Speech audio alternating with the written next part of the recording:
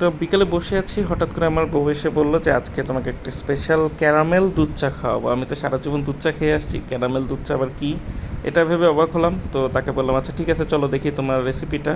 তো সে প্রথমে 4 চামচ গুঁড়া দুধ নিল একটা কাপে এবং সেটাকে ভালো মতো গুলিয়ে নিয়েছে, এবং 1 কাপ পরিমাণ পানি, কিছু পরিমাণ চিনি, অ্যান্ড চিনি আমি দেখলাম সে 3 চামচ চিনি একটা পাত্রে দিয়ে হালকা পরিমাণ পানি দিয়ে সেটাকে বললো যে হ্যাঁ এখন আমি ক্যারামেল তৈরি করবো। তো বেশ কিছুক্ষণ সে দেখলাম নাড়তে আছে আস্তে আস্তে যতক্ষণ পর্যন্ত না তার ক্যারামেলটা বেশ সোনালি রং হলো, সোনালি রং থেকে দেখি আস্তে আস্তে এটা কালচের দিকে যাচ্ছে।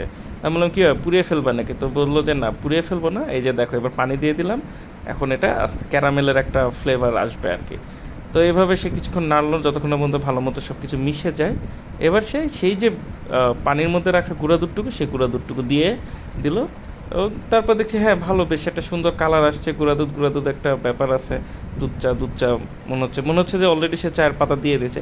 তো আমি দেখি যে না, সে পরে চায়ের পাতা দিল। চায়ের পাতা দেওয়ার পরে এখন যেহেতু এটা ফুল ক্রিম দুধ ছিল, যার কারণে খুব দ্রুতই পানিতে বলক উঠে গেছে। এখন দেখা যাচ্ছে চায়ের কালারটা তো বেশ আসছে, মনে হচ্ছে বেশ মজা হবে। তো তারপরে দেখলাম যে হ্যাঁ আসলে বেশ ভালো মতোই ফুটানোর পরে একটা বেশ সুন্দর স্মোকি এবং বেশ ঘ্রাণটা আসলে দারুণ ছিল।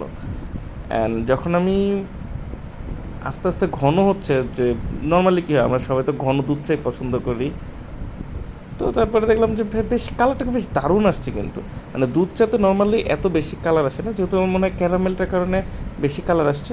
তো আমাকে যখন সার্ভ করা হয়েছে, তো বেশ দারুণ ছিল, দারুণ, জাস্ট এক কথায় দারুণ। Thank you everyone.